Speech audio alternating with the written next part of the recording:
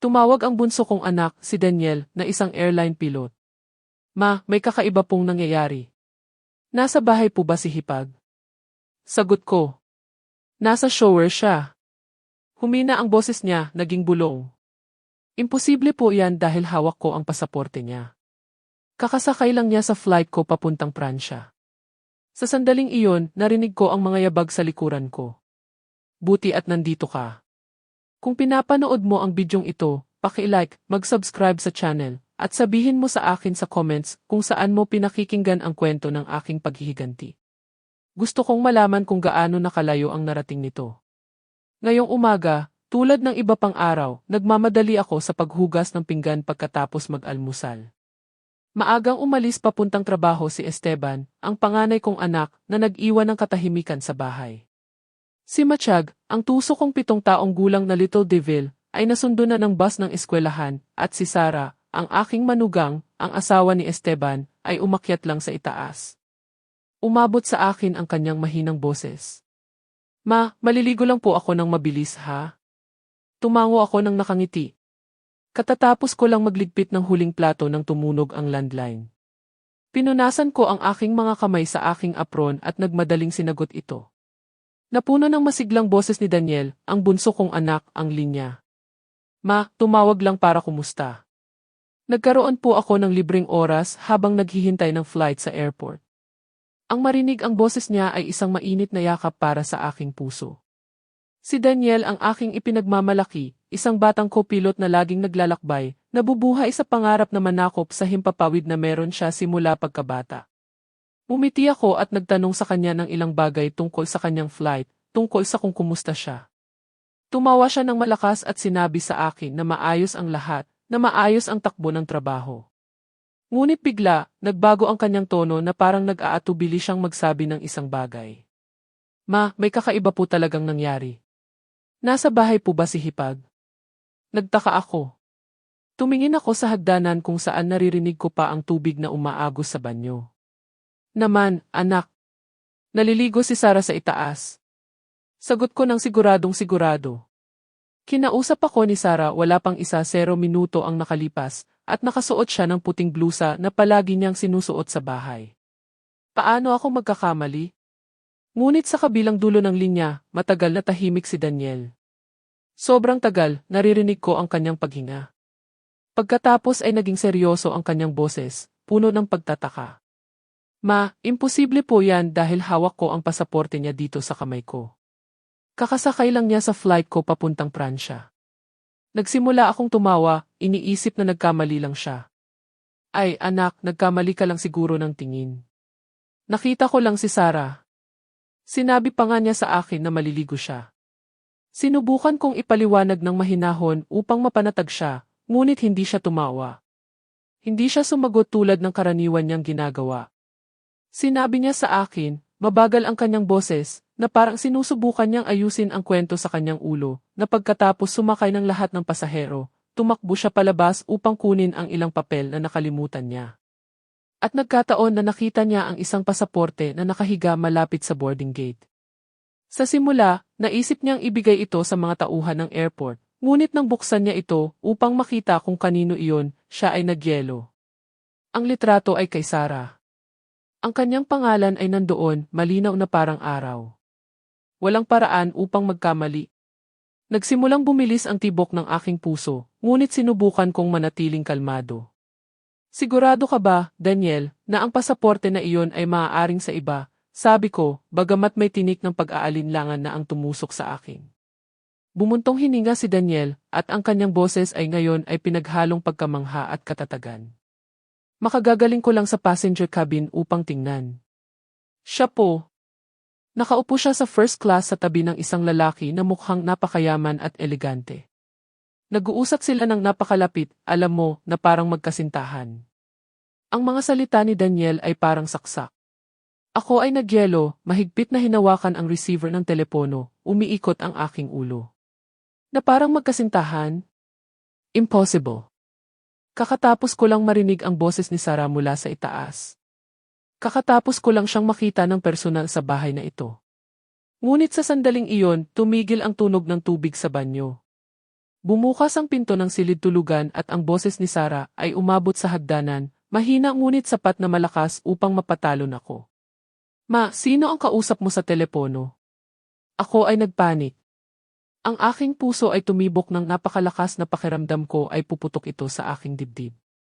Ay, isang kaibigan ko lang, sagot ko ng mabilis, nanginginig ang aking boses, at nagmadali ako sa sala upang iwasan ang tingin ni Sarah, habang sumisilip siya mula sa hagdanan, tumutulo pa rin ang kanyang buhok. Isinara ko ang pinto at bumulong sa telepono, sinusubukang itago ang aking nerbiyos. Daniel, kakatapos ko lang marinig si Sarah. Nandito siya. Kagagaling lang niya sa shower. Sigurado ka bang hindi ka nagkamali? Sa kabilang dulo, tahimik ulit si Daniel. At pagkatapos ay naging mas matigas ang kanyang boses. Ma, imposible po yan. Hawak ko po siya dito sa harap ko sa eroplanong ito. Tinitingnan ko po siya. Wala akong masabi, blanko ang aking isip. Ibinaba ko ang telepono, nanginginig ng husto ang aking mga kamay na halos mabitawan ko ang receiver. Biglang naging nakakasakal ang sala, kahit na maliwanag ang sikat ng araw sa labas. Lumubog ako sa sofa, sinusubukang huminga ng malalim, ngunit ang aking dibdib ay masikip sa isang tanong na walang sagot.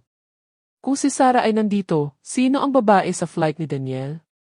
At kung ang isa sa flight ay si Sarah, sino ang tao sa bahay ko? Pagkalipas ng ilang minuto, bumaba si Sarah sa kusina. Nakasuot siya ng malinis, mapusyaw na asul na damit, basa pa ang kanyang buhok, at nakangiti ng may parehong tamis tulad ng dati. Ma, pupunta po ako sa palengke ng maaga ngayon. Gusto mo po bang magdala ako ng gulay o anuman? Ang kanyang boses ay mabait, pamilyar, na parang walang kakaiba ang nangyayari. Tiningnan ko siya, sinusubukang pilitin ang isang ngiti, ngunit sa loob, pakiramdam ko ay may dala akong mga bato. Anak, magdala ka ng mga kamatis, pakiusap, sagot ko, tuyo ang aking lalamunan. Tumango si Sarah, kinuha ang kanyang wicker basket, at umalis sa bahay. Nawala ang kanyang anino sa likod ng gate. Nakatayo ako roon, pinapanood siyang umalis, isang ipu-ipo sa aking kaluluwa. Hindi ako naniniwala na nagsisinungaling si Daniel sa akin. Walang dahilan ang aking anak na gumawa ng ganoong kwento. Palagi siyang isang tuwid na binata, napakasensitibo at mapagmahal sa kanyang pamilya. Ngunit si Sarah, ang manugang nakasama ko sa loob ng maraming taon, ay nasa harap ko rin ang personal, hindi mapagkakamalan. Tinanong ko ang sarili ko, mayroon ba akong hindi napapansin? Mayroon bang sikreto sa bahay na ito na hindi ko kailanman napansin, ako na isang matandang babae? Umupo ako ng tahimik sa sala habang ang liwanag ng tanghali ay sumasala sa mga kurtina, gumuhit ng mahinang guhit ng liwanag sa sahig na baldosa. Ang lumang silya kung saan ako laging nakaupo upang maghabi o magbasa ng mga kwento kay Matiyag ay ngayon ay tila mas mabigat din ang tawag ni Daniel ay patuloy na umalinggaw sa aking ulo. Bawat salita niya ay parang hampas ng martilyo sa aking puso. Tumingin ako sa paligid ng silid kung saan nakabitin ang mga larawan ng pamilya, si Esteban at Sarah sa araw ng kanilang kasal, si Matiyag noong bagong panganak, at ang maningning na ngiti ni Daniel nang una siyang nagsuot ng uniforme ng pilot. Ang lahat ng mga alaala na iyon ay ngayon ay tila nababalutan ng isang ulap, malabo at puno ng pag-aalinlangan. Ako si Estela Reyna, isang 65 taong gulang na balo na nakatira sa isang tahimik na middle class na kapitbahayan sa Quezon City. Ang aking asawa, si Roberto, ay namatay 10 taon na ang nakalipas, iniiwan ako kasama ang 2 anak na mahal ko ng higit pa sa sarili kong buhay. Si Esteban, ang panganay, ay isang masipag na architect, laging abala sa kanyang mga blueprint at proyekto, at si Daniel, ang bunso, ang aking ipinagmamalaki dahil sa pagtupad niya sa kanyang pangarap na maging pilot. Ang aking buhay ay umiikot sa maliit na pamilya ni Esteban, ang aking manugang na si Sarah, ang aking apo na si Matiyag, at ang tahimik na mga araw sa bahay na ito. Si Sarah, ang aking manugang, ay palaging ang perpektong modelo sa aking mga mata. Siya ay maganda, masipag, laging walang dungis, mula sa paraan ng kanyang pananamit hanggang sa kung paano niya inalagaan si Matiyag. Naaalala ko pa ang araw ng kanilang kasal, isang malaking party na ginanap sa likod bahay ng kanyang mga magulang. Bagamat hindi mayaman ang pamilya ni Sarah, ginawa nila ang kanilang makakaya upang maging perpekto ang lahat. Pumasok si Sarah sa aking tahanan nang may tiwala ng ngiti, isang maliwanag na tingin na parang ipinanganak siya upang maging isang kahanga-hangang asawa at ina. Naisip ko kung gaano ako kaswerte na magkaroon ng manugang na tulad niya. Pagkaalis ni Sarah papuntang palengke, umupo ako roon nang hindi namamalayan, mahigpit na hinawakan ang gilid ng tablecloth. Ang tawag ni Daniel ay nagpaalala sa akin na suriin ang maliliit na detalye na dati ay tila normal. May mga araw na umaalis si Sarah sa bahay na sinasabi na pupunta siya sa palengke o makikipagkita sa isang kaibigan. Ngunit kapag bumalik siya, mukha siyang ibang tao. Isang araw, puro tamis siya, niyayakap si Matiyag at kinakantahan siya hanggang makatulog.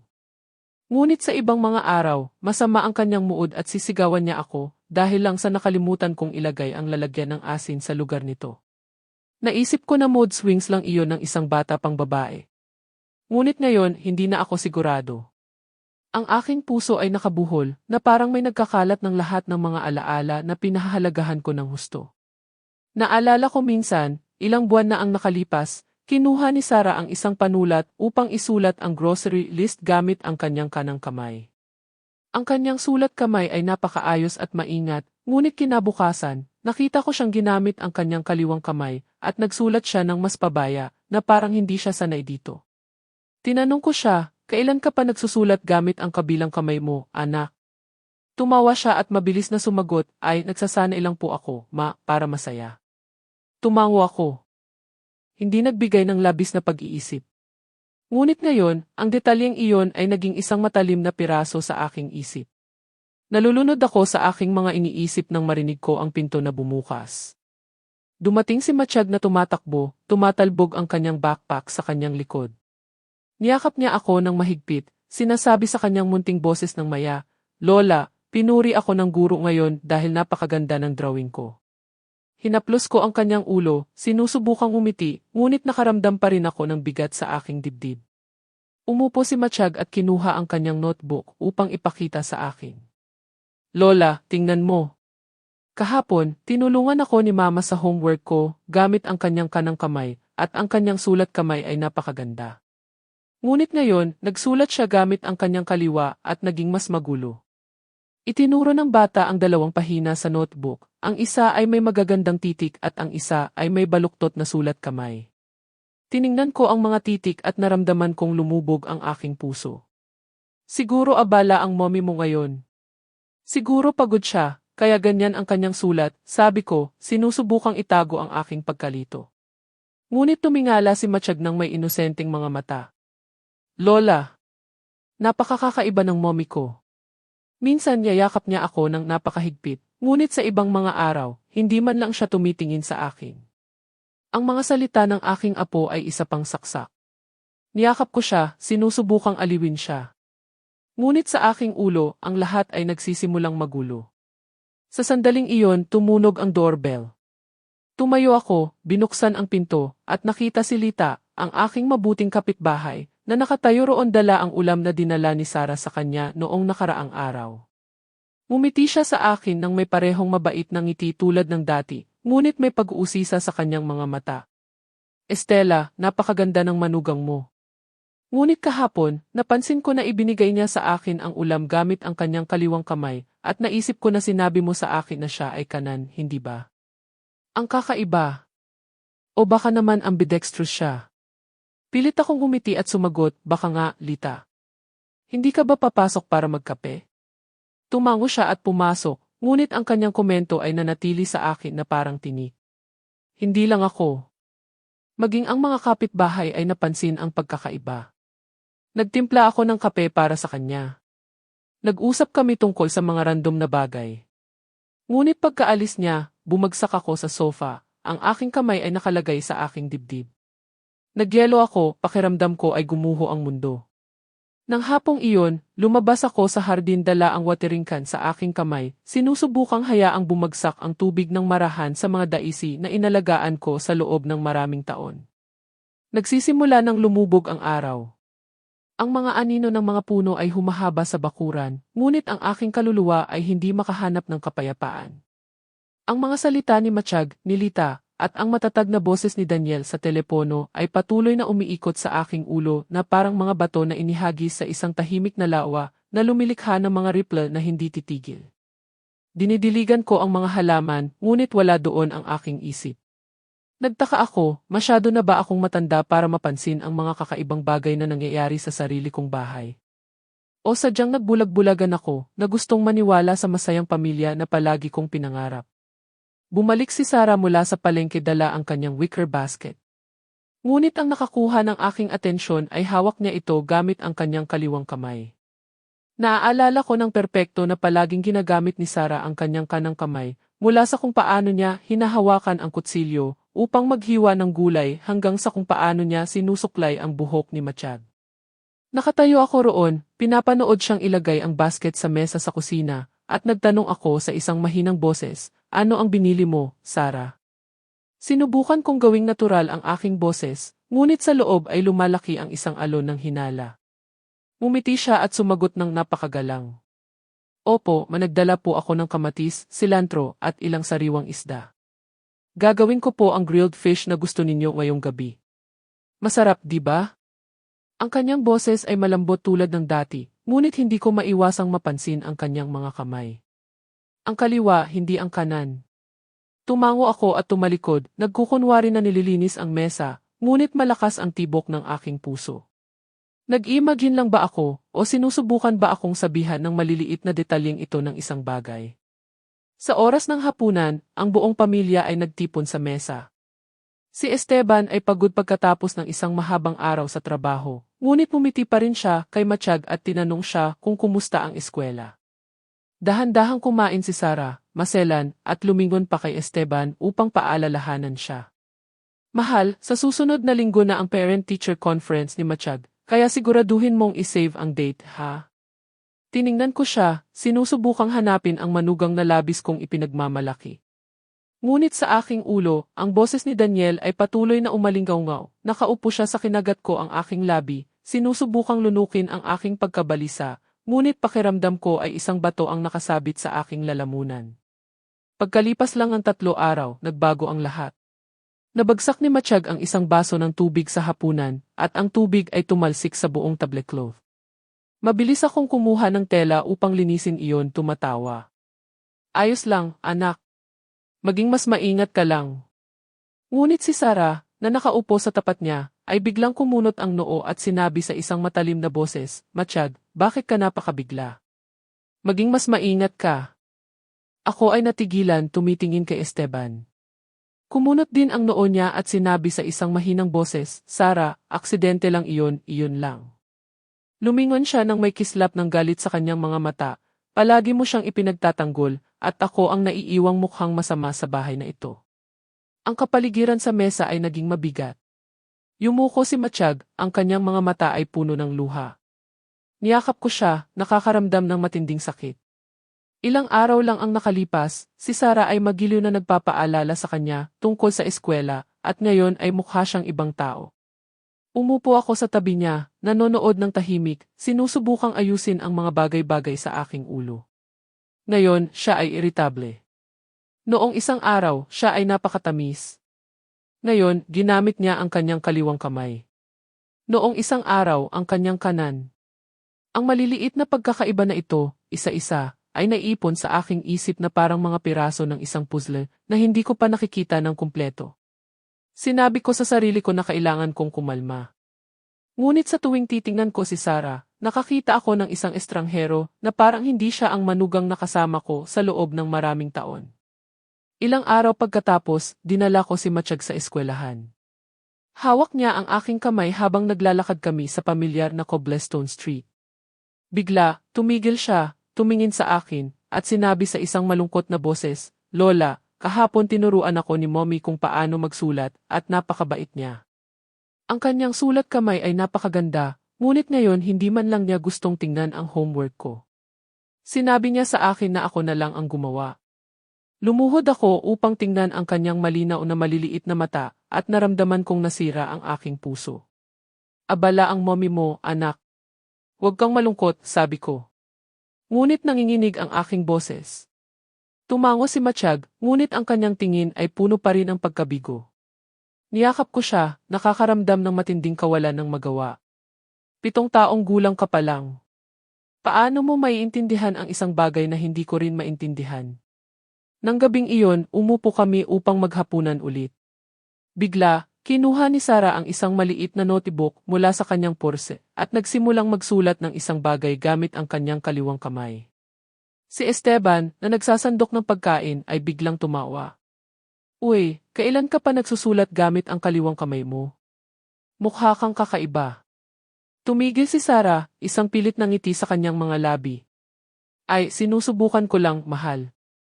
Mabilis niyang ibinalik ang notebook sa kanyang purse, ngunit napansin ko ang isang kislap ng takot sa kanyang mga mata. Umiling si Esteban at wala nang sinabi pa, ngunit alam kong napansin din niya ang isang kakaibang bagay. Umupo ako roon, mahigpit na hinawakan ang aking kutsara, sinusubukang panatilihin ang isang tuwid na mukha, ngunit sa loob ay lumalaki ang mga pag-aalinlangan na parang isang mabagal na apoy. Isang umaga, kinuha ko ang walang laman na spice jar at tumawid sa pamilyar na Cobblestone Street upang pumunta sa bahay ni Lita. Hiniram iyon ni Sarah ilang linggo na ang nakalipas na sinasabi na gagamitin niya iyon para gawin ang pot roast na labis na gusto ni Esteban. Kumatok ako sa pinto at binuksan iyon ni Lita nang may karaniwan niyang mabait na ngiti. Estela, pasok ka. Hayaan mong timplahan kita ng kape, sabi niya, may hawak pa rin na tela sa kanyang kamay. Ibinigay ko sa kanya ang jar, nagplano akong magpasalamat at umalis, ngunit hinila niya ako upang umupo sa isang kahoy na silya sa kanyang kusina. Ang kapaligiran ay mainit, amoy ng inihaw na kape, ngunit hindi ako makapag-relax. Tiningnan ako ni Lita, ang kanyang mga mata ay puno ng pag-aalinlangan at binaba niya ang kanyang boses. Estela, huwag kang magagalit sa sasabihin ko. Nagkaroon ba ng pagbabago sa karakter ang manugang mo? Isang araw, binabati niya ako ng napakasaya, nagtatanong pa nga tungkol sa mga anak ko, ngunit kahapon dumaan siya dito. Kumaway ako sa kanya at ganap niya akong binaliwala na parang hindi niya ako kilala. Ang mga salita ni Lita ay isa pang bato sa magulong lawa ng aking puso. Pilit akong umiti at sumagot. Siguro nagmamadali lang siya, Lita. Alam mo naman ang mga bata ngayon. Ngunit sa loob, ako ay magulo. Alam kong hindi lang nagsasalita si Lita para lang magsalita. Siya ay isang napaka-sentimental na tao na palaging nagbibigay pansin sa mga detalye. Kung maging siya ay napansin kung gaano kakaiba si Sarah, kung gayon, ang aking mga hinala ay hindi na lang imahinasyon ko. Nagtagal ako ng kaunti, humigop ng malamig na kape ngayon, at nagpaalam upang umalis ng may mabigat na puso. Sa pagbalik ko, dumaan ako sa panaderya ni David, kung saan palagi akong bumibili ng mga donut para kay Matiag. Naglilingkod si David sa mga customer at nang makita niya ako, ngumiti siya. Aling Estela, ano ang bibilhin natin para sa champ ngayon? Humiling ako ng ilang donut at bigla siyang nagtanong, ikaw ang mommy ni Esteban, hindi ba? Ang asawa niya ay pumasok dito noong isang araw, napakabait, sinabi pa nga niya sa akin kung gaano kasarap ang aking tinapay. Ngunit ngayong umaga, pumasok siya ulit nang may tunay na masamang tingin sa kanyang mukha. Bumili ng tinapay, hindi man lang nagpasalamat at umalis kaagad. Nakatayo ako roon, nagyelo, mahigpit na hinawakan ang hawakan ng aking bag, siguro pagod siya. David, sagot ko, nanginginig ang aking boses. Nagpasalamat ako sa kanya ng mabilis. At umalis.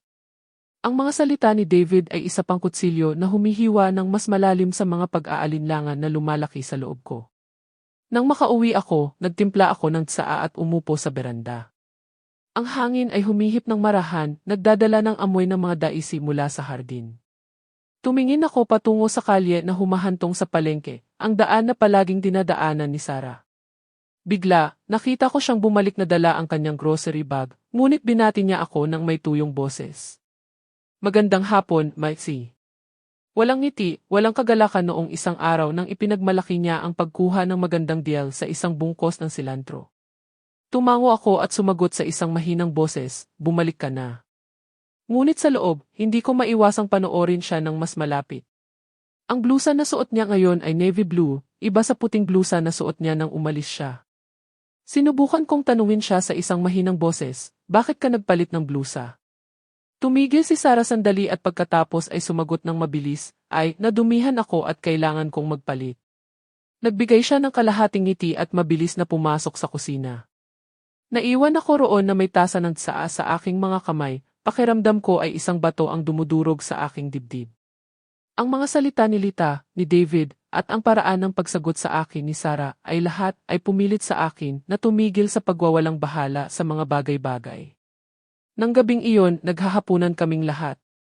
Nag-uusap si Matiyag tungkol sa eskwela nang may masiglang munting boses, ngunit napansin ko na tumango lang si Sarah nang hindi tumutugon sa kanya tulad ng ibang mga oras.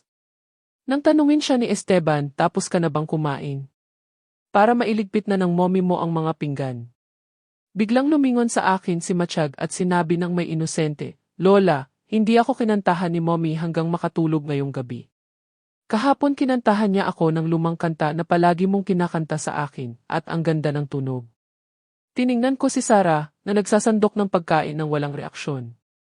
Ngunit ang mga salita ni Matiyag ay parang turok ng karayom sa aking puso. Ang lulabi na iyon, You Are My Sunshine, na kinakanta ko kay Esteban at Daniel. Tanging si Sarah at ako lang ang nakakaalam niyan sa bahay na ito. Kaya bakit niya kinanta iyon kahapon at hindi ngayon? Bakit siya nagbago ng napakabilis? Tumayo ako upang magligpit ng mga pinggan, ngunit wala na doon ang aking isip. Naalala ko ang oras na umalis si Sarah sa bahay na sinasabi na makikipagkita siya sa isang kaibigan, ngunit bumalik na may kakaibang tingin sa kanyang mga mata. Isang araw, nagdala siya ng isang baukwet ng sariwang bulaklak, sinasabi na binigay iyon sa kanya ng isang kaibigan. Ngunit sa ibang araw, nagalit siya nang nagtanong ako, saan ka pumunta ngayon at huli ka nang umuwi? Naisip ko na hindi sila mahalaga, ngunit ngayon, sila ay tila mga piraso ng isang mas malaking sikreto. Ayaw kong maniwala na may tinatago si Sarah sa akin, ngunit ang bawat salita, bawat kilos niya ay nagpaduda sa akin. Nang gabing iyon, pagkatapos linisin ang kusina, umupo ako sa mesa sa dining room at kumuha ng isang lumang notebook mula sa isang drawer. Nanginginig ang aking kamay habang isinulat ko ang unang linya, 3 oras ng hapon, umalis si Sarah papuntang palengke, bumalik sa 6 oras, nakasuot ng asul na blusa, iritable ang saloobin. Hindi ko alam kung ano ang ginagawa ko, ngunit alam kong hindi ko na maaaring magkunwari na walang mali. Nagpatuloy ako sa pagsusulat, kahapon, kinantahan niya si Matiyag hanggang makatulog, magiliw. Ngayon, malamig, hindi kinantahan. Bawat salita ay isang mabigat na stroke, na parang inuukit ko ang aking mga hinala sa katotohanan. Ang aking lumang notebook ay ngayon ay napuno ng mga tala tungkol kay Sarah. Bawat letra ay isang piraso ng aking pag-aalinlangan, na parang nagpipinta ako ng isang larawan na hindi ako naglakas loob na tingnan. Umupo ako sa kusina, tinitingnan ang notebook ng may mabigat na puso. Hindi ko na maaaring panatilihin ang lahat ng mga pag-iisip na ito sa sarili ko. Sila ay parang mga alon na tumataas at bumababa, iniiwan akong mag-isa sa aking pagkalito. Kailangan kong makipag-usap sa isang taong makakaintindi sa akin, na hindi ako husgahan, na hindi magpapasa ng mga konklusyon. Agad kong naisip si Lita, ang aking soulmate, ang isa na kasama ko simula noong bata pa kami nang kami ay umupo at maghabi sa ilalim ng isang puno at nagkukwento ng aming buhay sa isa't isa. Kinuha ko ang telepono, nanginginig ang aking boses. Lita, libre ka ba ngayong hapon? Pumunta tayo sa corner coffee shop. Kailangan kong mag-usap. Agad na tumanggap si Lita, ang kanyang boses ay kasing init tulad ng dati. Estela, alam kong may mali. Hintayin mo ako.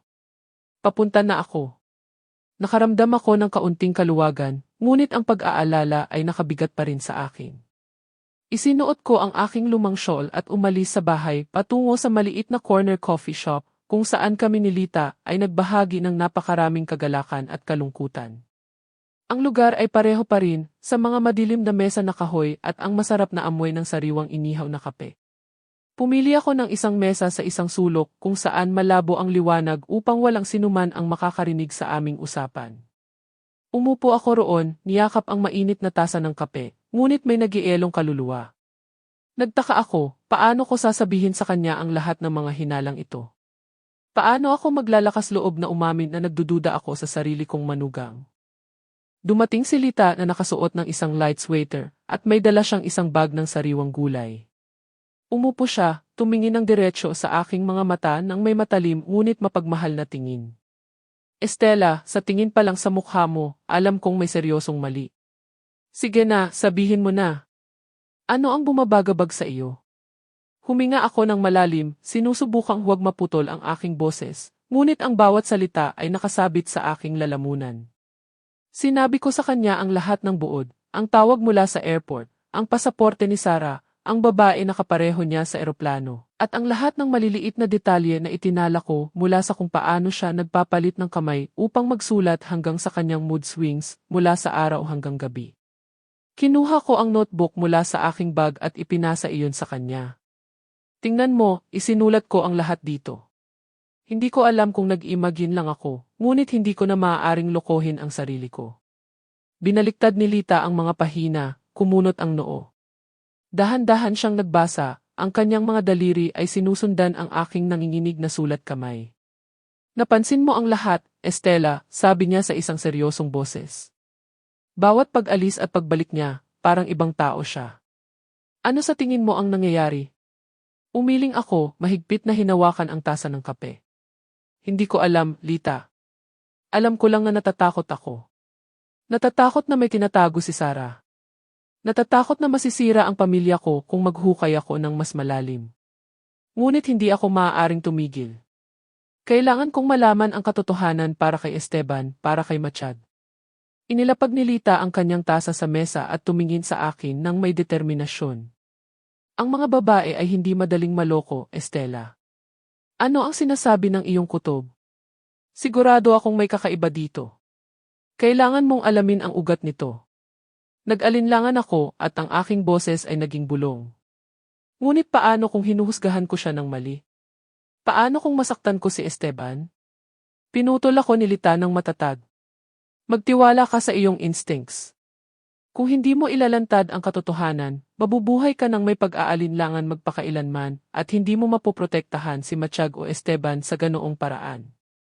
Sa sandaling iyon, pumasok sa coffee shop si Aling Maria, ang ginang na nagbebenta ng gulay sa palengke at kilala ko. Nakilala niya ako at mumiti. Aling Estela, nagkataon naman. Noong nakaraang linggo, nakita ko ang manugang mo sa palengke. Binati niya ako ng napakabait, bumili pa nga ng dagdag na bungkos ng silantro mula sa akin para sa pagluluto. Ngunit ngayong umaga, dumaan siya ulit ng napakaseryoso. Hindi man lang nag-hello, bumili ng gulay at umalis. May problema ba ang manugang mo? Pilit akong umiti at sumagot. Siguro pagod siya, Maria. Ngunit sa loob, pakiramdam ko ay nasasakal ako. Isa pang tao ang nakapansin kung gaano kakaiba si Sarah. Nagpasalamat ako kay Aling Maria, pinanood siyang umalis at lumingon kay Lita, tiyak na may takot na makikita sa aking mga mata. Kinuha ni Lita ang aking kamay at lumambot ang kanyang boses. Nakikita mo, Estela, hindi lang ikaw. Maging ang mga kapitbahay ay napansin. Huwag mo nang lokohin ang sarili mo. Patuloy mong isulat ang lahat at kung kinakailangan, kailangan mong sundan siya. Hindi upang saktan siya, kundi upang protektahan ang iyong pamilya. Tumango ako, ngunit naramdaman kong lumubog ang aking puso. Alam kong tama si Lita, ngunit ang ideya na sundan ang sarili kong manugang ay nagparamdam sa akin na nagtataksil ako sa aking pamilya. Ginugol ko ang aking buong buhay sa pag-aalaga sa bahay na ito, at ngayon, kailangan kong gumawa ng isang bagay na hindi ko kailanman inakala, imbestigahan ang isa sa sarili ko. Nang hapong iyon, umuwi ako, magulo pa rin ang aking ulo. Umalis si Sarah sa bahay na dala ang kanyang pamilyar na asul na basket. Ma, pupunta lang ako sa palengke sandali, sabi niya sa isang mahinang boses. Tumango ako ng nakangiti, ngunit pagkaalis niya sa gate, binuksan ko ang aking notebook at sumulat, 3 oras ng hapon. Umalis si Sarah papuntang palengke dala ang asul na basket, normal na sa loobin. Nakatayo ako roon, tinitingnan ang orasan, binibilang ang bawat minuto. Sa 6 oras, bumalik si Sarah, ngunit ang basket na dala niya ay ngayon ay pula. Nagulat ako at nagtanong, nagpalit ka ba ng basket?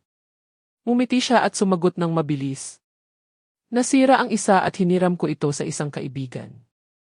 Tumango ako, ngunit nanginginig ang aking mga kamay habang idinagdag ko sa notebook, bumalik sa 6 oras ng hapon. Dala ang pulang basket, medyo nagmamadali ang boses. Ang aking mga tala ay naipon. Bawat linya ay isa pang hakbang palapit sa katotohanan, ngunit isa ring hakbang na naglalayo sa akin mula sa imahe ng matandang ina na marunong lang magmahal at magtiwala. Sa katapusan ng linggo, maagang umalis si Esteban para magtrabaho overtime, at si Matiyag ay nasa isang aktibidad sa eskwelahan, iniiwan ang bahay na tahimik para lang sa amin ni Sarah. Naglilinis ako ng mesa sa dining room, sinusubukang maging abala upang itaboy ang mga pag-aalinlangan na kumakain sa akin. Ngunit pagkatapos ay bumaba si Sarah mula sa kanyang silid, nakasuot ng mapusyaw na dilaw na damit na may bulaklak, kasing sariwa ng sa mga unang araw ng kanilang kasal. Ma, pupunta lang ako sa palengke sandali, sabi niya sa isang mahinang boses. Kinuha niya ang kanyang wicker basket at umalis. Tumango ako ng nakangiti, ngunit sa loob ay may boses na nagpipilit, sundin mo siya, Estela. Hanapin mo ang katotohanan. Hindi ako nag-isip ng 2 beses. Kinuha ko ang aking lumang shawl, isinuot iyon sa aking ulo upang takpan ng kaunti ang aking mukha at umalis sa bahay ng tahimik, pinanatili ang isang ligtas na distansya sa likod ni Sarah. Ang araw ay tumama ng husto, basang-basa ang aking likod sa pawis, ngunit wala akong pakialam. Gusto ko lang malaman kung saan talaga siya pupunta, ano ang ginagawa niya. Mabilis na naglakad si Sarah sa Cobblestone Street na humahantong sa palengke. Ngunit bigla, sa halip na lumiko pa kanan tulad ng dati, lumiko siya pakaliwa sa isang eskinita sa likod ng isang industrial area. Ang mga bahay ay luma, nagsisiksikan na may nagbabalat na dingding at kalawangin na bubong na yero. Dahan-dahan akong naglakad, malakas ang tibok ng aking puso, sinusubukang magtago sa likod ng ilang bisikleta na nakaparada sa sidewalk. Hindi lumingon si Sarah. Nagpatuloy siya sa paglalakad, pumasok sa isang mas makipot na eskinita kung saan halos hindi umabot ang sikat ng araw. Nagtago ako sa likod ng isang auto repair shop kung saan ang isang lalaki ay nakatuon sa paghihigpit ng mga not. Nakita ko si Sarah na huminto sa harap ng isang lumang kahoy na pinto, kumatok ng mahina at pagkatapos ay pumasok at nawala. Nakatayo ako roon, hirap sa paghinga at umiikot ang aking ulo. Ano ang ginagawa ng aking manugang doon? Hindi ito ang palengke, hindi rin ang bahay ng alinman sa mga kaibigan na binanggit niya. Gusto kong maglakad doon, kumatok sa pinto, tanungin siya ng diretsyo, ngunit ang aking mga paa ay tila nakadikit sa lupa. Natatakot ako sa katotohanan. Natatakot na ang matutuklasan ko ay sisira sa lahat. Sa huli, lumingon ako at bumalik sa bahay na puno ng mga tanong, bawat hakbang ay mas mabigat kaysa sa huli. Pagkatulak ko sa gate ng bahay, ako ay nagyelo. Nakatayo si Sarah sa kusina, naghihiwa ng gulay, nakasuot ng puting blusa, ganap na iba sa damit na may bulaklak na umalis siya. May nakakunot ang noo niya at tiningnan niya ako ng may malamig, matalim na mga mata. Saan ka galing, ma, at ngayon ka lang umuwi? Nagyelo ako, tuyo ang aking bibig, hindi makapagsalita. Ilang minuto lang ang nakalipas, nakita ko siyang pumasok sa eskinita na iyon na nakasuot ng dilaw na damit. Paano siya nakabalik ng napakabilis? Ito naglakad lang ako. Tumango si Sarah nang walang sinasabi pa, ngunit ang kanyang tingin ay nagbigay sa akin ng lamig.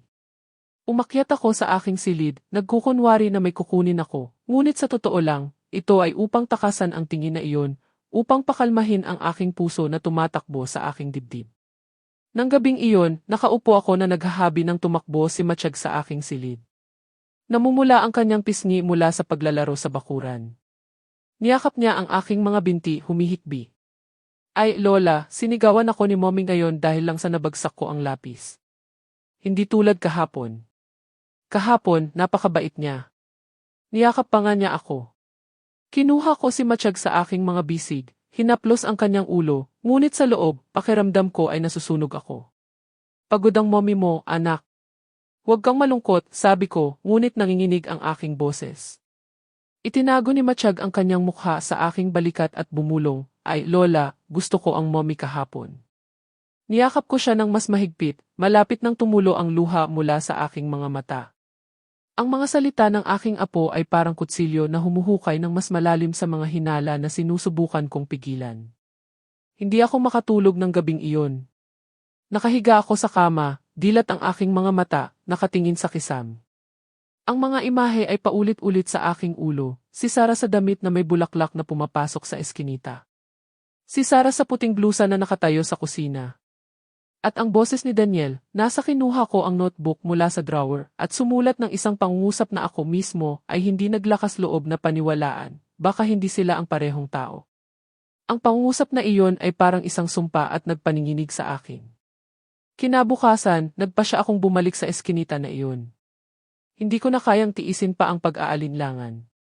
Kinuha ko ang larawan ng pamilya na nakabitin sa sala, ang isa kung saan nakangiti ng maningning si Sara sa tabi ni Esteban at Machad. Mahigpit ko itong hinawakan at umalis sa bahay ng may determinasyon, ngunit takot na takot. Ang eskinita ay pareho pa rin tulad kahapon, tahimik at malungkot. Huminto ako sa isang tindahan ng mais na nilaga kung saan ang isang babae na may edad na ay nagpapaypay ng mga uling.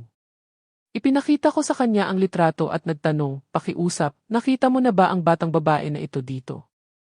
Tiningnan niya ito ng malapitan at pagkatapos ay itinuro, ay, syempre. Palagi siyang pumapasok at lumalabas sa bahay sa numero 14 na, iyon doon. Nagpasalamat ako sa kanya, malakas ang tibok ng aking puso sa aking lalamunan, at naglakad ng diretsyo sa bahay na iyon. Ang bahay sa numero 14 na ay lumitaw sa harap ko na may mansa na dingding, isang nagbabalat na kahoy na pinto, at isang palayok na mailanta na daisi sa bintana. Tumayo ako roon, nanginginig ang aking mga kamay, pakiramdam ko ay pinipigil ng buong mundo ang paghinga nito kasama ko. Kumatok ako sa pinto, at bawat katok ay tumunog na parang hampas ng martilyo sa aking dibdib. Bumukas ang pinto at wala akong masabi. Sa harap ko ay isang babae na kapareho ni Sara, mula sa kanyang mukha, ang kanyang katawan, hanggang sa kanyang mahabang itim na buhok. Ang tanging pagkakaiba ay ang kanyang takot na mga mata at ang kanyang nanginginig na mga kamay habang hawak niya ang isang basahan. Nag-aalangan ako na putol ang aking boses. Sara! Nagsimulang humigpit ang hawak ng babae sa basahan at sinubukang isara ang pinto ng malakas. Ngunit sa sandaling iyon, isa pang boses ang narinig mula sa loob. Isang mahina ngunit matatag na boses. Isabela, huwag kang magtago pa. Alam mo rin na mali ito. Tumingala ako at nakita ang isang batang babae na lumabas mula sa isang sulok ng silid, nakatayo sa likod mismo ng babae na kapareho ni Sara. Siya ay payat, nakatali ang kanyang buhok, at may matalino ngunit mabait na tingin. Tiningnan niya ako at ngumiti ng bahagya. Hayaan mo akong ipakilala ang sarili ko. Ako si Lucia Valera, ang kasama sa bahay ni Isabela. Aling Estela, pakiusap, pumasok po kayo. Oras na para malaman ninyo ang katotohanan. Huminga ako ng malalim, sinusubukang pigilan ang aking mga binti mula sa panginginig, at pumasok sa maliit, masikip na bahay na yero. Ang mga dingding ay may mansa. Ang sahig na semento ay may basag, at isang mahinang amoy ng disinfectant ang nakabitin sa hangin. Sa isang sulok, isang matandang lalaki ang umuubo ng mahina, nakahiga sa isang lumang higaan na natatakpan ng isang manipis na kumot. Pakiramdam ko ay dinudurog ako ng espasyo, ngunit naglakad pa rin ako at umupo sa kahoy na silya na itinuro ni Lucia. Ang babae, nakapareho ni Sara, ay yumuko ang kanyang mukha, at ang kanyang boses ay halos isang bulong. Patawarin mo po ako. Hindi po ako si Sara. Isabela po ang pangalan ko. Tiningnan ko siya, ang aking isip ay isang ipu-ipo, hindi makapagsalita ng anuman. Isabela. Ang pangalan ay kakaiba, ngunit ang mukha ay masyadong pamilyar. Mahigpit kong kinuyom ang aking mga kamay, sinusubukang panatilihin ang aking boses na matatag. Ipaliwanag mo sa akin bakit ka kasing kahawig ng manugang ko at bakit ka nagpapakita sa bahay ko. Tumingala si Isabela, ang kanyang mga mata ay puno ng pagkakasala, ngunit hindi siya sumagot kaagad. Sa halip, umupo si Lucia sa tabi niya, nagbuhos ng isang baso ng tubig mula sa isang lumang plastic na pitcher, at nagsimulang magsalita. Si Isabela ay napakahirap, Aling Estela, sabi ni Lucia sa isang kalmado, malinaw na boses. Ang kanyang mga adoptive parent ay napakasakit, lalo na ang lalaking nakahiga doon. Ilang taon na ang nakalipas, hindi sinasadyang nakilala ni Isabela si Sara sa isang palengke. Mukha silang dalawang gisante sa isang pod, at sinamantala iyon ni Sara. Nag-alok siya na magpanggap si Isabela na siya, upang palitan siya sa loob ng ilang oras sa tuwing kailangan niya. Ayaw ni Isabela, ngunit binayaran siya ni Sara ng napakahusay, at kailangan ng kanyang pamilya ang pera para sa gamot. Tiningnan ko si Isabela at nakita kong nakayuko ang kanyang ulo, mahigpit na hinawakan ang basahan na pumuti ang kanyang mga buko. Pinilit ko siya, puno ng pag-aalinlangan ang aking boses. Palitan siya para saan? Bakit kailangan ni Sara ng isang taong magpapanggap na siya? Tumingala si Isabela, nanginginig ang kanyang boses. Hindi ko po alam ang lahat, masinabi lang niya sa akin, manatili ka lang sa bahay sa loob ng ilang oras, gawin ang ilang bagay tulad ng pumunta sa palengke, alagaan ang bata, at iyon na iyon. Binigyan niya ako ng pera, maraming pera, sapat upang bilhin ang gamot ng aking mga magulang. Hindi po ako naglakas loob na magtanong pa. Yumuko siya, at nagsimulang gumulong ang luha sa kanyang pisngi. Tiningnan ko siya, naramdaman kong sumikip ang aking dibdib. Ang bawat kakaibang detalye ng nakalipas na ilang buwan ay biglang nagkaroon ng kahulugan. Ang pagpapalit ng kamay para sa pagsusulat, ang minsan ay matamis at minsan ay maasim na karakter, ang minsan ay malambot at minsan ay malamig na boses. Lahat ay akma ngayon na parang ang huling mga piraso ng isang puzzle na tumanggi akong tingnan. Nagpatuloy si Lucia nang may mas matalas na tingin. Hindi ko alam kung makakatulong ito, ngunit minsan nakita ko si Sarah kasama ang isang napaka-eleganting lalaki, Ricardo Montano ang pangalan niya. Narinig ko ang pangalan nang nag-uusap sila sa isang coffee shop. Tinatawag nila ang isa't isa na Gingay Love, napaka-mapagmahal. Sa oras na iyon, naghihintay si Isabela sa labas sa kotse, hindi naiintindihan ang anuman. Ang pangalan na Ricardo Montano ay parang kutsilyo sa aking puso. Naalala ko ang mga salita ni Daniel, nakaupo siya sa ang maliit na silid ay tila umiikot sa paligid ko. Sinubukan kong manatiling kalmado, ngunit nanginginig ng husto ang aking mga kamay na nabagsak ko ang baso ng tubig.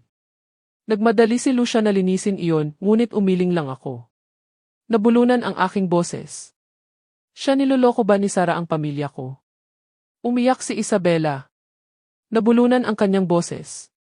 Patawarin mo po ako, hindi ko po gustong saktan ang sinuman. Gusto ko lang po iligtas ang aking mga magulang. Tiningnan ko siya, ang batang babae na ito na may mukha na kapareho ni Sarah, ngunit may mga mata na puno ng sakit at pagsisisi. Gusto kong magalit. Gusto kong sumigaw. Ngunit sa pagtingin kay Isabela, awa lang ang naramdaman ko. Hindi siya ang utak. Siya ay isang piraso lang sa laro ni Sarah. Ang lahat ay gumuho sa harap ng aking mga mata. Tumayo ako, sinusubukang gawing matatag ang aking boses. Isabela, alam mo ba kung nasaan si Sarah? Alam mo ba kung ano ang ginagawa niya kapag hinihiling niya sa iyo na magpanggap na siya? Umiling si Isabela, umiiyak pa rin.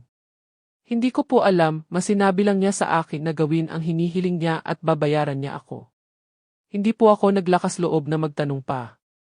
Inilagay ni Lucia ang isang kamay sa kanyang balikat upang aliwin siya at pagkatapos ay lumingon sa akin. Aling Estela, alam kong napakasakit nito para sa iyo, ngunit si Isabela ay biktima rin. Wala siyang ibang pagpipilian. Tiningnan ko ang simpleng bahay, nakikinig sa mahinang ubo ng lalaki sa higaan. Naintindihan ko ang desperasyon ni Isabela, ngunit hindi nito binura ang pakiramdam ng pagtataksil na naramdaman ko. Mahigpit kong kinuyom ang aking mga kamao, sinusubukang pigilan ang luha.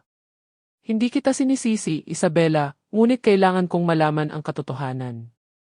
Kailangan kong protektahan ang aking anak at ang aking apo. Tumayo ako, pakiramdam ko ay gumuho ang mundo.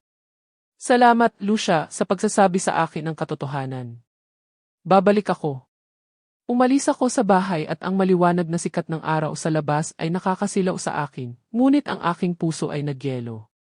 Kinabukasan, bumalik ako sa maliit na eskinita na iyon kung saan ang mga mansa na dingding at nagbabalat na kahoy na pinto ay naging isang obsession sa aking isip. Ang araw ay tumama pa rin ng husto, ngunit nakaramdam ako ng lamig sa loob, na parang may dala akong nagielong hangin ng mga hindi nalutas na pag-aalinlangan. Kumatok ako sa pinto ng numero 14 na, mahigpit na hinawakan ang litrato ng pamilya na parang isang anting-anting upang bigyan ako ng tapang na harapin ang katotohanan. Sa pagkakataong ito, hindi na mukhang takot si Isabela.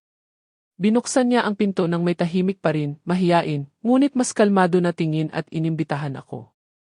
Aling Estela, hinihintay ko po kayo. Pakiusap, pumasok po kayo. Ang bahay ay maliit pa rin, sa amoy ng disinfectant at ang mahinang ubo ng lalaki sa higaan. Umupo ako sa lumang kahoy na silya at tiningnan si Isabela. Nakasuot siya ng simpleng blusa, ang kanyang buhok ay maluwag na nakatali. Mukha siyang pagod ngunit hindi natakot. Huminga ako ng malalim at sinabi sa isang mahinang boses, Isabela, gusto kong makilala ang iyong adoptive mother. Kailangan kong maintindihan ang lahat ng ito ng mas mabuti. Tumango si Isabela at dinala ako sa isang sulok ng silid kung saan ang isang napakapayat na babae na may ganap na puting buhok ay nakahiga sa kama, ang kanyang maulap na mga mata ay nakatingin sa kisam. Siya si Aling Felicidad, ang adoptive mother ni Isabela. Kinuha ko ang kanyang payat na kamay at ipinakilala ang sarili ko. Ako si Estela Reyna, ang ina ni Esteban, ang asawa ni Sara. Tiningnan ako ni Aling Felicidad, humihinga ng may kahirapan, at sinabi sa isang mahinang boses, si Isabela hindi siya ang biological na anak ko. Siya ay isang bata na inampun ko noong bagong panganak pa siya. Ang kanyang mga salita ay parang hampas ng martilyo sa aking ulo. Ako ay nagyelo, malakas ang tibok ng aking puso, ngunit sinubukan kong gawing kalmado ang aking boses. Sabihin mo sa akin, pakiusap, paano nangyari ang lahat? Umubo ang ginang, at pagkatapos ay dahan-dahan niyang sinimulan na sabihin sa akin ang isang kwento na hindi ako handa para doon. Maraming taon na ang nakalipas, ako ay isang nurse sa isang maliit na ospital sa isang nayon. Sinimulan niya, nanginginig ang kanyang boses. Ang isang napakahirap na pamilya ay nagkaroon ng kambal na babae. Napakahirap nila na hindi nila maaaring panatilihin ang dalawa. Umiiyak ang ina na sinasabi na maaari lang niyang panatilihin ang isa. Ang isa pa, aabandonahin nila. Nasira ang aking puso. Hindi ko maaaring hayaan na iwanan nila ang nilalang na iyon. Kaya, inampun ko siya. Iyan si Isabela. Huminto siya upang umubo ng matagal at pagkatapos ay tumingin kay Isabela ng may matinding pag-ibig. Pinalaki ko siya na parang sarili ko, ngunit alam kong palagi niyang gustong hanapin ang kanyang tunay na mga magulang. Wala akong maibibigay sa kanya maliban sa aking pag-ibig at ang bahay na ito. Umupo ako roon, mahigpit na hinawakan ang gilid ng silya, umiikot ang aking ulo. Alam mo ba kung sino ang mga biological parent ni Isabela? Tanong ko, nanginginig ang aking boses. Umiling si Aling Felicidad.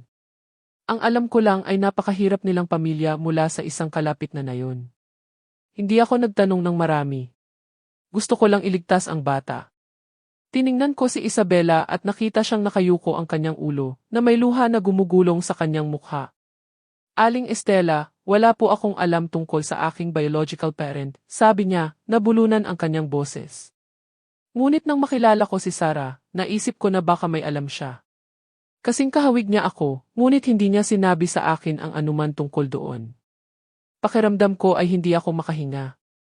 Hiniling ko kay Aling Felicidad na hayaan akong tingnan ang kanyang mga lumang papel, umaasa na makahanap ng ilang pahiwatig. Itinuro niya ang isang lumang kahoy na wardrobe. Kinuha ni Isabela ang isang naninilaw na paper envelope at ibinigay sa akin. Sa loob ay isang kopya ng ilang papel ng ospital na may petsa ng kapanganakan ni Isabela. Mabilis kong binasa ang mga ito at naramdaman kong tumigil ang aking puso.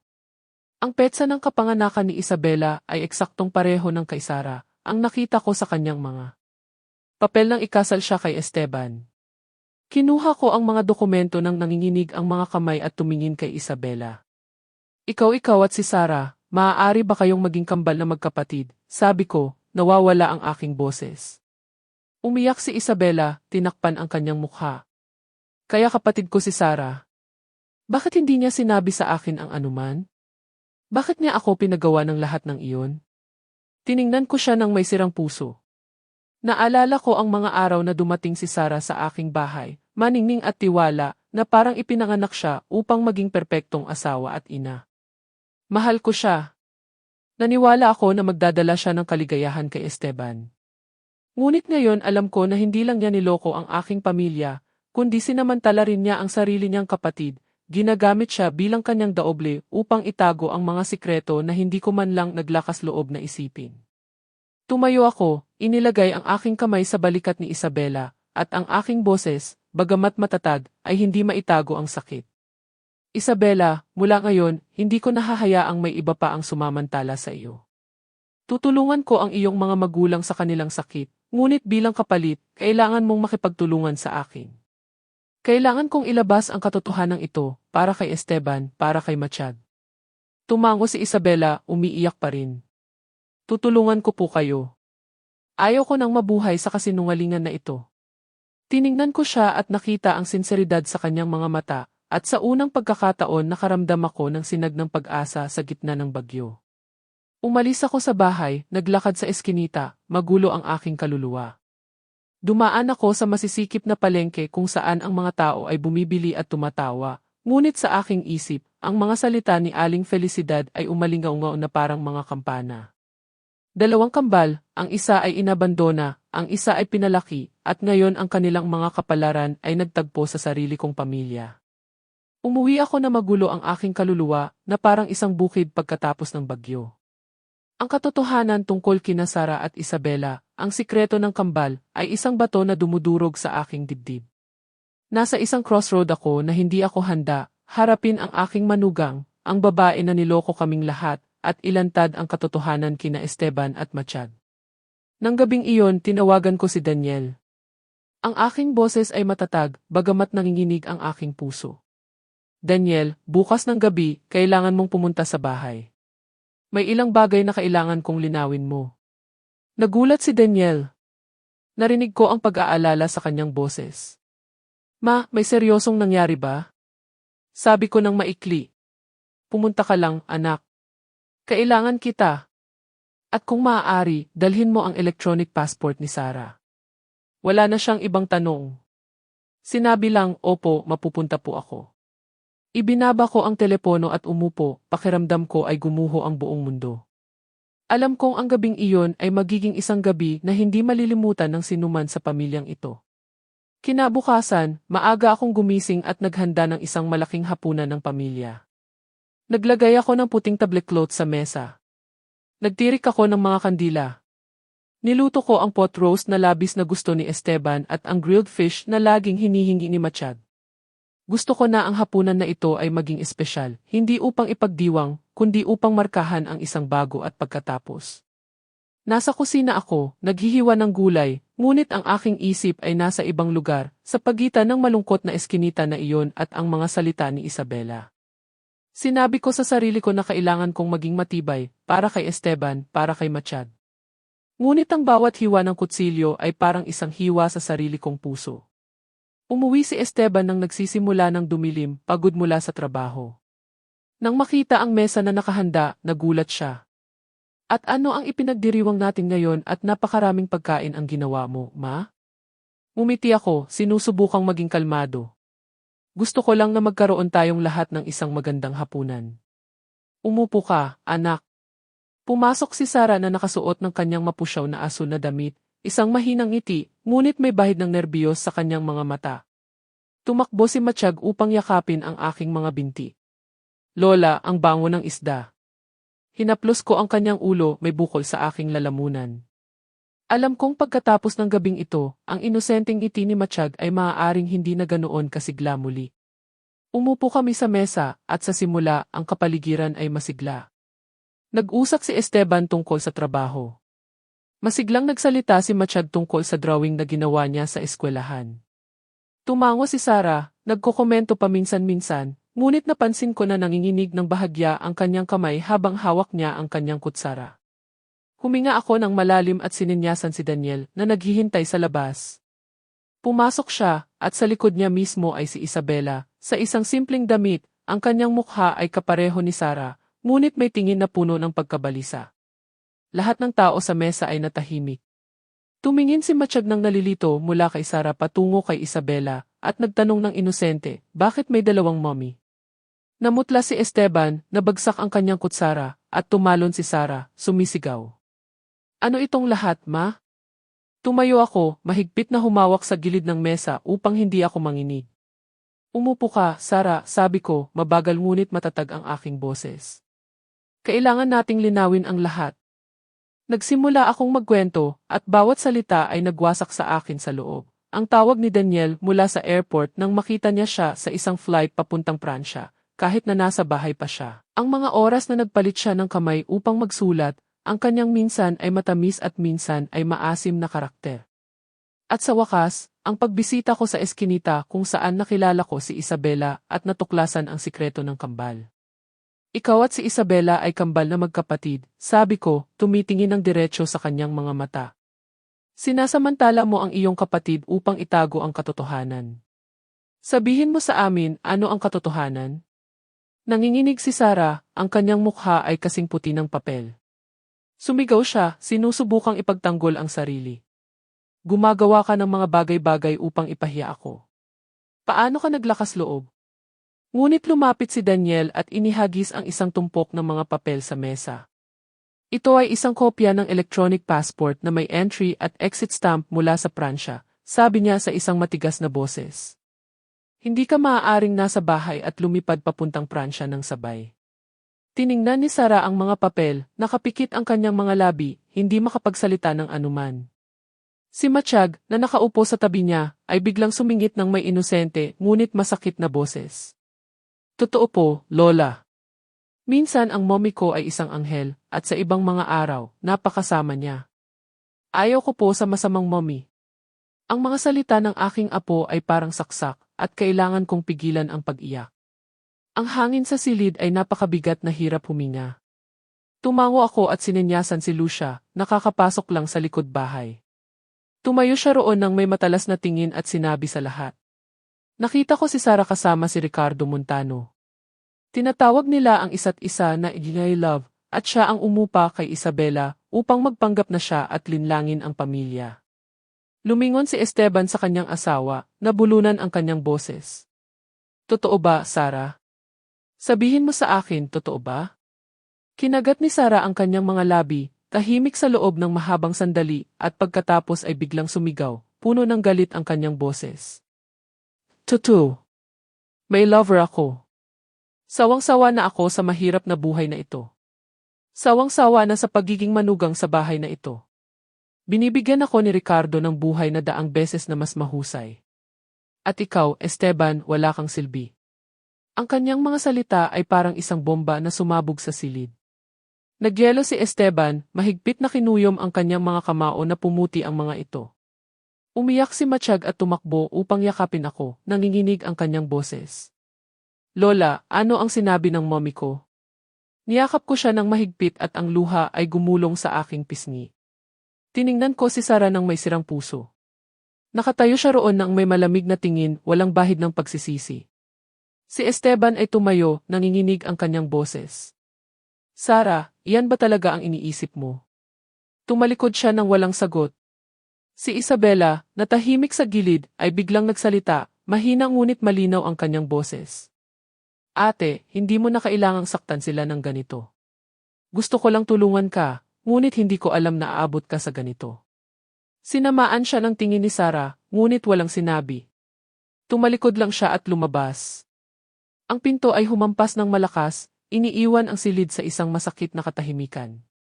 Pagkatapos ng gabing iyon ng komprontasyon, ang hangin sa aking bahay ay parang inagawa ng buhay. Ang sala, na dating puno ng tawa ni Matiyag at mga usapan ni Esteban, ay ngayon ay nasa isang nakakasakal na katahimikan. Nabuhay ako sa buong buhay ko para sa aking pamilya. Ngunit ngayon, pakiramdam ko ay isang taong nakaligtas lang sa isang bagyo, nakatayo sa gitna ng mga guho ng tahanan na inalagaan ko ng husto. Umalis si Sarah pagkatapos sumigaw ng mga mapait na salita, iniiwan si Esteban na may walang laman na tingin at si Matiyag na may inosenteng luha. Alam kong nagbago na ang lahat magpakailanman. Isang linggo pagkatapos, nagpunta si Esteban at Sarah sa korte para sa diborsyo. Hindi ako pumunta, ngunit sinabi sa akin ni Esteban ang tungkol dito mamaya, tuyo ang kanyang boses, na parang nawalan siya ng kanyang kaluluwa.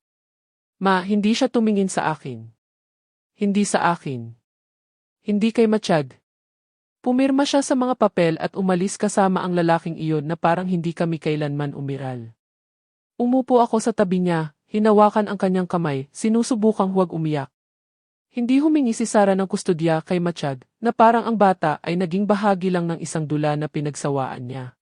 Sumakit ang aking puso, hindi lang para kay Esteban, kundi para kay Matiyag, isang 7 taong gulang na bata na hindi nararapat na iwanan ng ganoon. Huwag kang mag-alala, anak ko, sabi ko, nanginginig ang aking boses. Palagi akong narito at hindi kailanman magkukulang sa pag-ibig si Matiyag. Ngunit sa loob, alam ko na matatagalan bago gumaling ang sugat na ito. Si Esteban ay nagkawatak-watak. Naging tahimik siya, nagsalita ng kaunti, abala lang sa kanyang trabaho, o umupo na nanonood kay Matiyag na naglalaro sa bakuran. Tiningnan ko ang aking anak at nakita sa kanyang mga mata ang parehong kalungkutan na mayroon si Roberto sa kanyang huling mga araw nang alam niya na hindi na siya maaaring manatili sa amin. Gusto ko siyang yakapin, sabihin sa kanya na magiging ayos ang lahat, ngunit hindi ko alam kung saan magsisimula. Sa kabutihang palad, lumitaw si Isabela, tahimik na parang isang maliit na liwanag sa kadiliman. Pumupunta siya sa bahay araw-araw, nagdadala ng mga lalagyan ng mainit na pagkain, umupo upang makipaglaro kay Matiyag, at pinupunasan ang kanyang luha kapag nagtanong siya, "Tita, saan nagpunta ang tunay kong mommy?" Tiningnan ko si Isabela, nakita ang mukha na kapareho ni Sarah, ngunit may ganap na ibang puso. Siya ay matamis, matyaga, at palaging nakakahanap ng paraan upang mapatawa si Matiyag. Isang hapon, nakita ko si Matiyag na tumakbo upang yakapin si Isabela nang may masiglang munting boses. "Mommy, Isabela, turuan mo ako kung paano gumuhit ng maliit na ibon." Nagulat ako, sumikip ang aking puso. Tinawag siya ng bata na mommy nang may walang bahalang ngiti na matagal ko nang hindi nakikita sa kanya. Tumawa si Isabela at hinaplos ang kanyang ulo. "Siyempre, mahal ko, pero kailangan mong iguhit iyon ng napakaganda para makita ko." Nakatayo ako roon, gumugulong ang luha sa aking pisngi. Ang inosenteng mga salita ni Matiyag ay parang gamot na nagpapagaan ng aking sakit. Alam ko na hindi lang pinalitan ni Isabela si Sarah sa mga araw ng panlilinlang na iyon, kundi naging bahagi siya ng aming pamilya sa kanyang sariling taos pusong-puso. Isang gabi, habang nililinis ko ang kusina, tinawag ako ni Esteban sa sala. Nakatayo siya roon na may hawak na isang maliit na singsing nang nanginginig ang mga kamay. Ang kanyang tingin ay pinaghalong nerbiyos at determinasyon. Nasa tabi niya si Isabela, namumula ang kanyang mukha at kumikinang ang kanyang mga mata. Lumuhod si Esteban at naputol ang kanyang boses. "Isabela, ayaw ko nang mag-aksaya ng oras. Nagdala ka ng liwanag sa akin at kay Matiyag. Tatanggapin mo ba na maging asawa ko at ina ni Matiyag?" Umiyak si Isabela, tumingin sa akin na parang humihingi ng aking pag-apruba. Lumapit ako sa kanya, hinawakan ang kanyang kamay at tumango ng marahan. "Karapat-dapat ka, anak. Bahagi ka na ng pamilyang ito at matagal na." Niyakap niya ako. Binasa ng kanyang luha ang aking balikat. At alam ko na iyon ang sandali na nagsimulang gumaling ang aking pamilya. Ang kasal ni na Esteban at Isabela ay hindi nagtagal, isang maliit ngunit puno ng pag-ibig na seremonya. Nasa bakuran ako, tinitingnan ang pulang mga rosas na nakatali sa bakod. Nakikinig sa tawa ni Matiyag habang nakasuot siya ng kanyang maliit na suit na naging little best man ng kanyang ama. Lumipad pabalik si Daniel mula sa isang work trip at tumayo sa tabi ng kanyang kapatid nang may ngiti na kasing sinag ng araw na una siyang nagsuot ng uniforme ng pilot. Umupo ako sa harap na hilera na mailuha na gumugulong sa aking pisngi. Hindi sila luha ng pagkawala kundi ng kaligayahan. Tiningnan ko si Isabela sa kanyang simpleng damit pangkasal na hawak ang kamay ni Esteban, at alam ko na natagpuan ng aking pamilya ang isang taos pusong-puso pagkatapos mawala ang isang manluloko.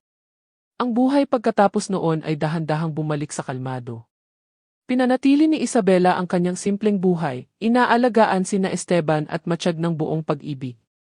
Nagluluto siya ng mainit na pagkain, sinasabi, "You are a sunshine," kay Matiyag upang patulugin siya, ang parehong kanta na kinanta ko sa aking mga anak.